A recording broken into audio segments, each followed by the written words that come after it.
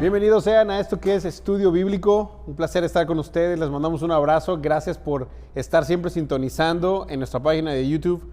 Y gracias por tomarte el tiempo de estudiar con nosotros un capítulo más de la Biblia. Esta vez Hechos 18. Estamos aquí con el pastor Abner España y yo soy Alan Álvarez. Somos los pastores de jóvenes y gracias por darnos este tiempo para estar contigo. Estamos alegres de estar una vez más aquí. Entonces agarra tu Biblia, agarra tu lápiz, si estás en tu tablet, tu teléfono, donde estás tú tomando notas, agárralo porque vamos a comenzar Hechos 18.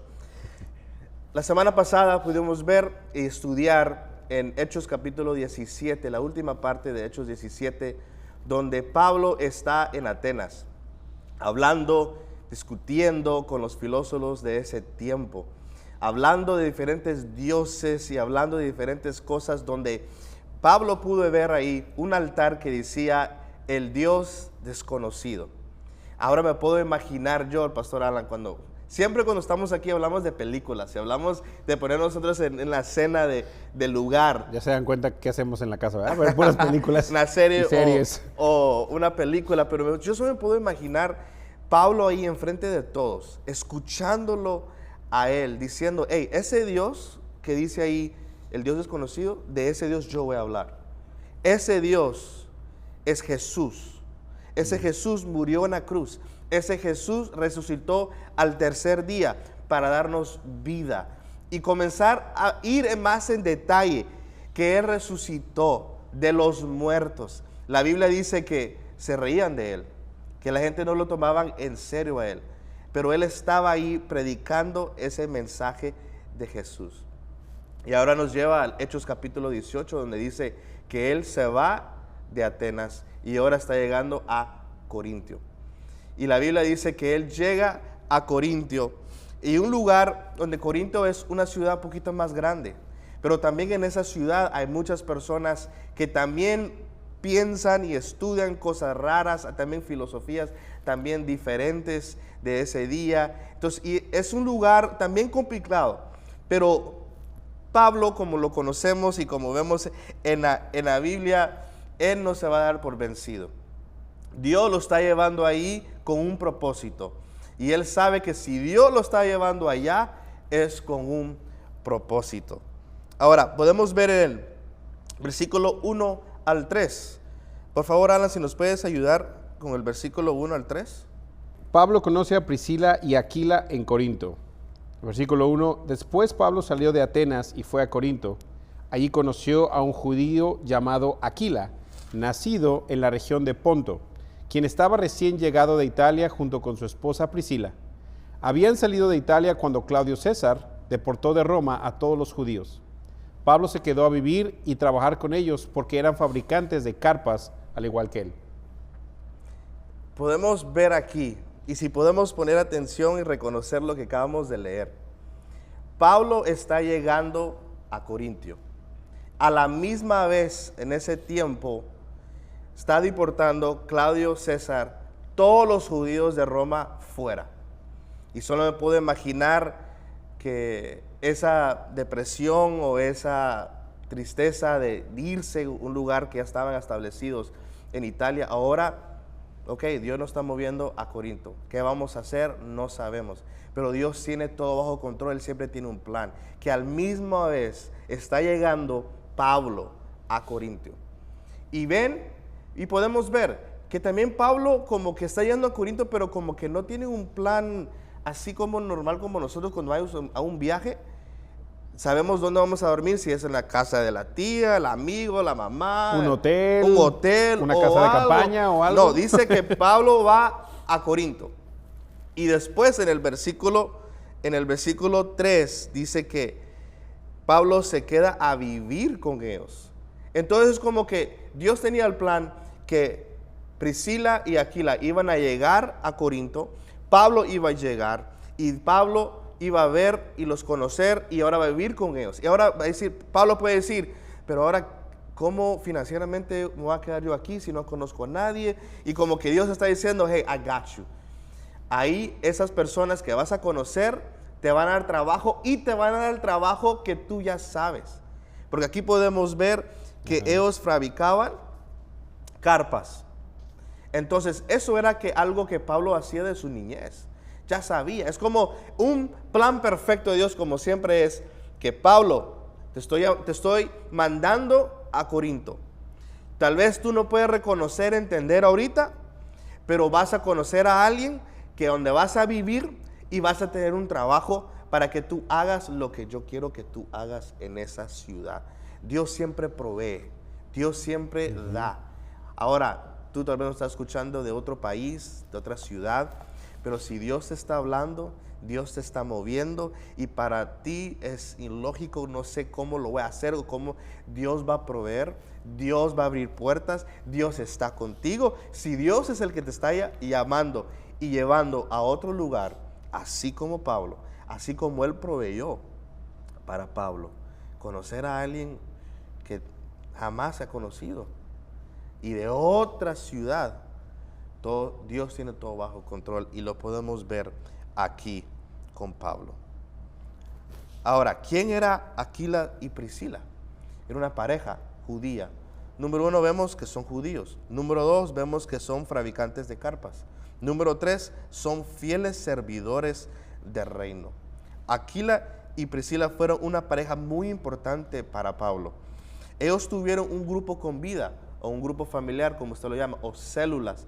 Ellos tuvieron algo en su casa para avanzar el evangelio. Y eso lo podemos ver en 1 Corintios capítulo 16, versículo 19, que ellos tuvieron como un grupo con vida.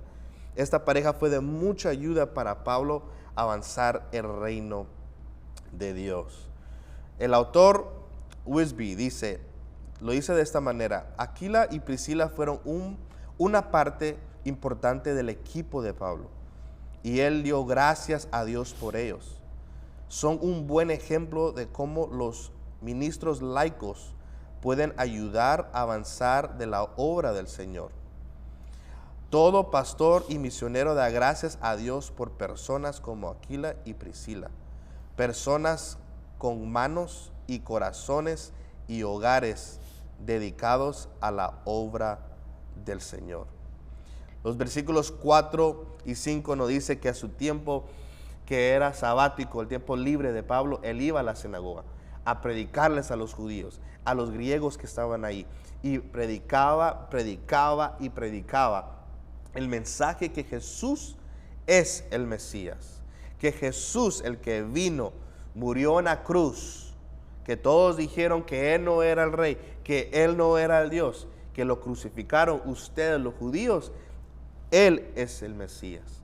Y eso es lo que vemos en el versículo 5, 4 y 5. Pero como siempre, hay mucha oposición y muchos lo insultaban por ese mensaje que Jesús es el Mesías. Mira lo que Pablo dice en el versículo 6. Alan, por favor. Pero cuando ellos se opusieron y lo insultaron, Pablo se sacudió el polvo de su ropa y dijo: la sangre de ustedes está sobre sus propias cabezas. Yo soy inocente. De ahora en adelante iré a predicar a los gentiles. Aquí vemos dos cosas importantes que vemos en el Antiguo Testamento, dos interesantes imágenes. El primero, otra versión dice sacudirse los vestidos. Sacudirse los vestidos era un acto de juicio que expresaba: ustedes tuvieron la oportunidad, pero ahora se acabó. Ahora decimos, lavamos nuestras manos, lavamos las manos. En otras palabras, es tu problema ahora. Y el autor lo dice de esta manera: tener sangre sobre la cabeza, porque el final del versículo 6 dice sangre sobre las cabezas, quieren decir que uno debe cargar con la culpa de su propio juicio. Aquella persona tuvo la oportunidad de ser salva, pero lo rechazó. Las manos de Pablo estaban limpias porque había sido fiel para declarar el mensaje del evangelio. Los judíos tenían su propia sangre sobre su cabeza porque rechazaron la verdad de Dios. Hey, en inglés, it's all on you now. Es ahora problema de ustedes. Yo vine, les dije, y no lo aceptaron. En otras cosas, háganle como quieran. Háganle como quieran. Ya les dije. Pero, Alan, si podemos imaginarnos, para él decir algo así, yo me imagino tanta gente contra él. Y tal vez él tener 2 o 3 seguidores que sí lo creen, pero tanta gente riéndose de él, burlándose de él, insultándolo. Y haciéndole la vida imposible. Sí, No nada más es esa cuestión de que no estoy de acuerdo contigo, sino era más de que vamos a tratar de que este tipo se calle. O sea, hacer lo que sea para que él ya no siga diciendo lo que está diciendo, no nos gusta lo que dice y vamos a hacerle la vida imposible. Entonces, y eso es el punto donde yo creo que el apóstol Pablo dice, hey, yo me lavo las manos, yo les dije, ahora ya es con ustedes. Y sigue la historia en versículos 7 al 11, pero el versículo 7 al 8, primero Alan, si nos puedes ayudar, sí, por claro. favor. Entonces salió de ahí y fue a la casa de Ticio Justo, un gentil que adoraba a Dios y que vivía al lado de la sinagoga. Crispo, el líder de la sinagoga, y todos los de su casa creyeron en el Señor. Muchos otros en Corinto también escucharon a Pablo, se convirtieron en creyentes y fueron bautizados. Todo estaba yendo bien. La gente estaba creyendo, la gente estaba siendo salva y también no solo creyeron, pero la gente fue bautizada. Dios estaba haciendo cosas grandes a través de Pablo.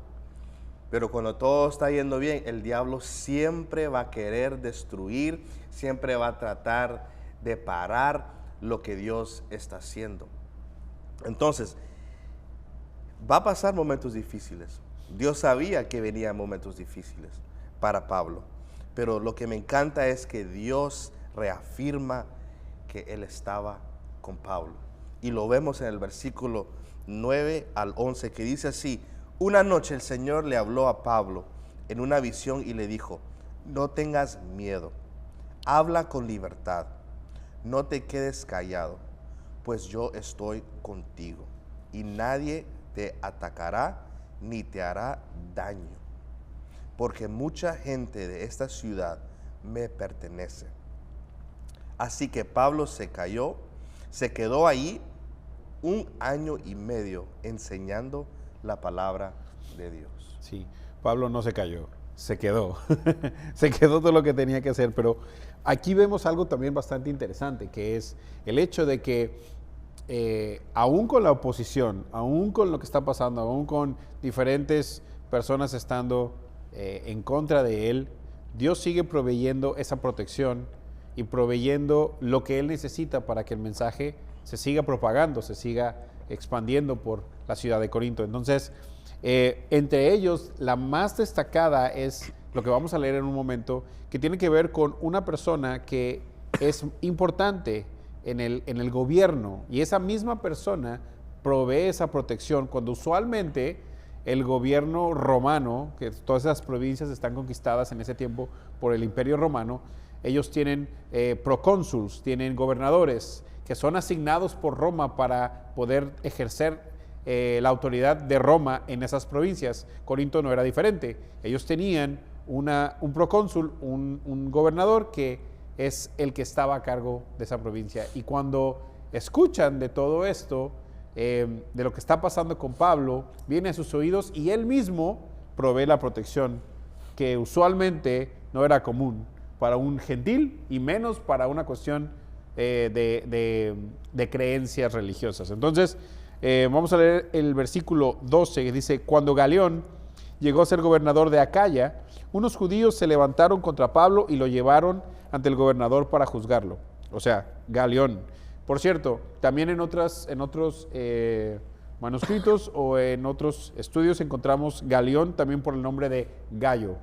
Entonces, en algunas dice Gallo, en otras dice Galión, solamente por referencia lo estoy mencionando. Pero dice, versículo 13, acusaron a Pablo de persuadir a la gente a adorar a Dios en formas contrarias a nuestra ley. Ahora, estos griegos que llevaron, esos judíos que llevaron a Pablo contra el gobernador o para que lo juzgara, es obviamente gente que vive ahí, que está en la sinagoga no cree el mensaje que tiene Pablo y quiere hacer esa demanda de que él está ofendiendo nuestra manera de creer, él está yendo en contrario a lo que nosotros creemos. Y el versículo 14, miren lo que pasa. Pero justo cuando Pablo comenzó a defenderse, Galión se dirigió a los acusadores de Pablo y les dijo: escuchen ustedes, judíos, si aquí hubiera alguna fechoría o un delito grave, yo tendría una razón para aceptar el caso. Pero dado que es solo un asunto de palabras y nombres y de su ley judía, resuélvanlo ustedes mismos. Me niego a juzgar tales asuntos. Así que los expulsó de la corte. Y aunque parece que esto es algo un poco déspota o maleducado de parte de él, simplemente estamos hablando de una persona que, siendo gobernador, tiene muchas cosas que hacer. Entonces tiene que ponerle prioridad en su tiempo, tiene que ponerle prioridad a los asuntos que en realidad tiene que ver, y en este caso aceptar. Cuando él se da cuenta que esto es una cuestión totalmente judía, a él ahí exactamente dice no. En ese preciso momento dice: no, yo no voy a ver esto, yo no necesito ver esto es cuestión personal, esto es cuestión de ustedes, arréglense ustedes, yo no tengo nada que ver aquí. Ahora, mención honorífica, vamos a decirlo así, una mención importante. Esto no fue lo que pasó con Jesús. Por eso tenemos la historia de Pilato. Si Pilato hubiera tomado la misma actitud que Galión, no hubiera habido crucifixión. Claro, en el caso de Jesús tenía que haber esa crucifixión. Exacto. Hay un plan mucho más grande en ese aspecto, y así como Dios utilizó al gobierno para traer juicio sobre uno, al otro lo salva, que en este caso es Pablo. Y ahí nos damos cuenta también la soberanía de Dios de poder usar a su favor de maneras, para su propósito, de maneras poderosas a las autoridades que están en lugar. A unos para mal, en este caso Jesús para condenarlo, pero que resultó a la libertad de todos. Y ahora para bien, para Pablo, donde no lo van a condenar. ¿Por qué? Porque esto no es un asunto romano. Ahora, también estamos hablando de Pablo. Pablo era ciudadano romano, y en el versículo 14 dice: pero justo cuando Pablo comenzó a defenderse, Pablo estaba acostumbrado a defenderse. Él era ciudadano romano, estaba en una ciudad del Imperio Romano.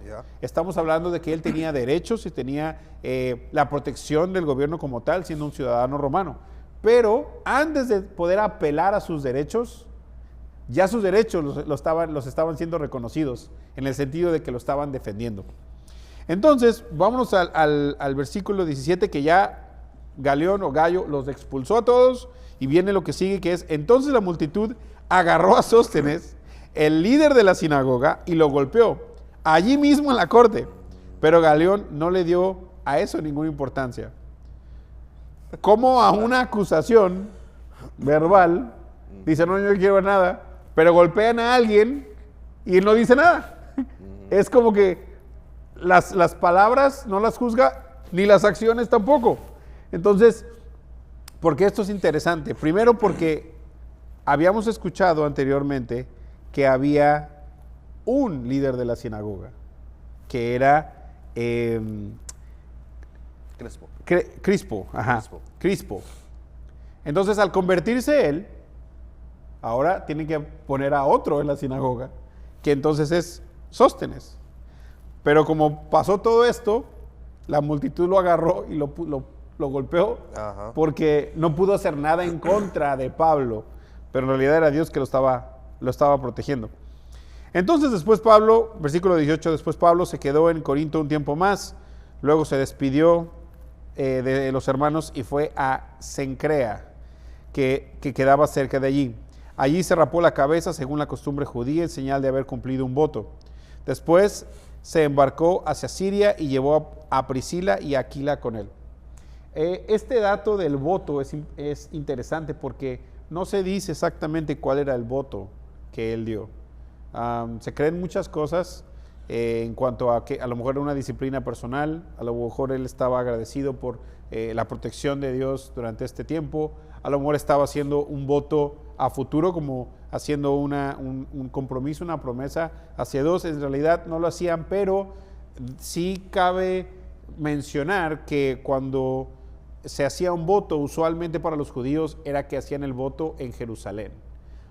Pero en este caso el voto está hecho por un judío también ciudadano romano, que tiene esa nacionalidad doble, pero por un judío fuera de su territorio nacional en sí, pero de todos modos lo hace en señal de compromiso que tiene con Dios, que nos da a entender que, digo, no está para más, pero sabemos el compromiso que tiene Pablo, pero aún en tierras lejanas, aún lejos de su cultura, lejos de su tradición, lejos de lo que él conoce como las creencias que él tiene y lejos de la fe que él tiene y de las personas que lo pueden acompañar en esa fe, él de todos modos se mantiene firme y sigue haciendo un compromiso con Dios de que donde él esté, él puede hacer votos, él puede hacer compromiso, él será fiel y hará hasta las últimas consecuencias lo que Dios le pida. Y en este nuevo viaje se embarca a Siria, se lleva a Priscila y Aquila con él y primero se detienen en el puerto de Éfeso, donde Pablo dejó a los demás. Y mientras estuvo en Éfeso fue a la sinagoga para razonar con los judíos. Para mí esto es así como que en algún momento decía yo, Pablo, ¿no te cansas de esto? Así como que, nuevo lugar, a ver, ¿dónde están los judíos? Vamos a buscarlos, vamos a trabajar. Como lo veo a veces como que se baja del avión y ahora sí, vámonos. ¿Quién sigue? ¿Quién sigue? Así como en realidad emocionado, pero es que... Pero como lo escriben también, es like, sí tuvo tiempos libres donde me imagino iba a lugares a conocer, a reírse, no como ahora que hay deporte, pero como lo escriben es como que él estaba busy, siempre tratando de buscar a un judío, buscar a alguien para convencer y discutir que Jesús es el Mesías. Exacto, y el versículo 20 dicen que cuando él ya estaba ahí en Éfeso, se fue para razonar con los judíos y el versículo 20 dice, le pidieron que se quedara más tiempo, pero se negó. Y en realidad Lucas no nos dice cuánto tiempo se detuvo Pablo en Éfeso, pero fue muy poco, obviamente, porque le pidieron que se quedara más. Pero Pablo sabía que él tenía que continuar su viaje hacia Jerusalén. Entonces, al hacer eso, él tenía claro el objetivo y aunque sí paró ahí y trató de ser de bendición, él tenía que continuar. Entonces, por eso se negó la invitación a eso. Entonces, vemos una vez más, Pablo, ese compromiso y ese propósito firme, fijo, de hacer lo que Dios le ha llamado a hacer. Y termino con los últimos 3 versículos. Al irse, sin embargo, dijo, si Dios quiere, regresaré. Entonces, zarpó de Éfeso. La siguiente parada fue en el puerto de Cesarea, y de allí subió y visitó a la iglesia de Jerusalén, y luego regresó a Antioquía. O sea, sí llegó a Jerusalén, y se va a hablar más de esto en los siguientes capítulos. Después de pasar un tiempo en Antioquía, Pablo regresó por Galacia y Frigia, donde visitó y fortaleció a todos los creyentes. Pero en eso hay una pausa en la película, y que tiene que ver con Aquila y Priscila. Y Pastor Arnold nos va a contar qué pasó ahí. Terminamos el capítulo 18 con la historia de Apolos. Y es muy interesante porque Apolos era una persona muy estudiada que estaba viniendo de Egipto. La Biblia dice que él predicaba muy bien. La Biblia dice que él enseñaba muy bien. Era una persona que por mucho tiempo escuchaba lo que era el evangelio de Juan el Bautista. Pero lo único malo de Apolos, y no era culpa de él, era que él estaba predicando muy bien, conocía muy bien el Antiguo Testamento, pero él predicaba hasta el Juan el Bautista. Entonces él solo sabía hasta lo que pasó con Juan el Bautista. Y ahora podemos ver en el versículo 26 al 28, que dice así: cuando Priscila y Aquila lo escucharon predicar con valentía en la sinagoga, lo llevaron aparte y lo explicaron el camino de Dios con aún más precisión. Versículo 27. Apolos pensaba ir a Acaya, y los hermanos de Éfeso lo animaron para que fuera. Les escribieron a los creyentes de Acaya para pedirles que lo recibieran. Cuando Apolos llegó, resultó ser de gran beneficio para los que por la gracia de Dios habían creído. Versículo 28. Refutaba a los judíos en debates públicos con argumentos poderosos, usando las escrituras. Les explicaba que Jesús es el Mesías. En este capítulo 18 podemos ver la importancia de Aquila y Priscila. Y lo vemos aquí. Y es interesante porque estamos hablando de Pablo. ¿Por qué no Aquila y Priscila no fueron a traer a Pablo para que él lo explicara? La Biblia dice que ellos lo tomaron aparte para explicarle qué fue después de Juan el Bautista. Entonces, ellos también eran ayudantes del reino. Personas que también predicaban el evangelio. Que pueden decir, no necesitamos a Pablo, que sí es bueno y tal vez lo puede explicar mejor que nosotros, pero nosotros también podemos hacerlo y hacerlo bien. Es muy importante el papel que vemos aquí de Aquila y Priscila. Yo quería comentar también en el asunto de que ellos lo tomaron aparte, porque muchas veces, aunque vemos muchas veces aquí que hay debates públicos o que se debatían públicamente, la corrección, hasta cierto punto, porque fue una corrección de decir, tienes el mensaje bien, pero lo tienes incompleto. Pero al tenerlo incompleto, no te voy a confundir o te voy a hacer esta aclaración en frente de toda esta gente. Te lo voy a hacer en privado. Y también crédito a Apolos porque recibió el mensaje. Exactamente. Porque él era una persona estudiada, era muy elocuente. Muchos pueden decir a lo mejor la gente sabía quién era Apolos, pero no sabían quién era Aquila y Priscila. Para él puede haber sido, no, ¿y ustedes qué saben? Exactamente. Porque él lo recibió bien, como dices. Y ahora después, en el versículo 27 y el 28, que él va a Éfeso y predica que Jesús es el Mesías. Exacto, entendió el mensaje, entendió todo. Y lo recibió por Priscila y Aquila. Eso es lo que me encanta. Y termino con esta historia del autor, que él explicaba que un día él estaba yendo a un viaje con su esposa y usando un mapa. No sé si tú, Alan, pero cuando íbamos de viajes de carros, cuando yo era chiquito, mi papá tenía un mapa así, grande, el Atlas, me recuerdo que era. Y ahí mi papá decía, este freeway, esta carretera va a llegar a este lugar, no vamos a salir en esta salida. Entonces, en esta historia, ellos tenían un mapa. Y después dicen que se perdieron donde estaban viendo su destino, porque no encontraban en la carretera que decía en el mapa. Y después, horas, reconocieron que tenían un mapa viejo. Un mapa que ya no funcionaba, pero en su tiempo, en su época, sí. Y cuando agarraron el nuevo mapa, pudieron ver la nueva carretera y llegaron al destino. Apolos tenía un mapa viejo, que fue correcto en su época, pero desesperadamente necesitaba uno nuevo. Cuando hay, perdón que te interrumpa, cuando hay subdivisiones o calles nuevas que se están construyendo y no aparecen en los mapas de Google o en la computadora o algo así, no aparecen, simplemente hay calles que no aparecen todavía. ¿Por qué? Porque no se han registrado. Entonces no llegas a la fiesta que te estaban invitando. Y acá Apolos necesitaba un nuevo mapa. Y ese nuevo mapa lo proveyó Aquila y Priscila. Yo quiero tomar este momento, Pastor Alan, para decir a todas las personas que usted y yo somos Priscila y Aquila. Somos ayudadores del reino. Nosotros también somos que partimos y hablamos con el vecino, hablamos con un amigo de Jesús. Todas las personas que están sirviendo en una iglesia, si es un ujier, si estás en la música, si eres maestro de niños, si estás con los jóvenes, todos aportamos, todos somos ayudantes del reino. Y queremos decirle gracias, no tires la toalla, no sé en lo que estás pasando, pero recordar el papel importante que fue Priscila y Aquila. Nosotros también somos ellos.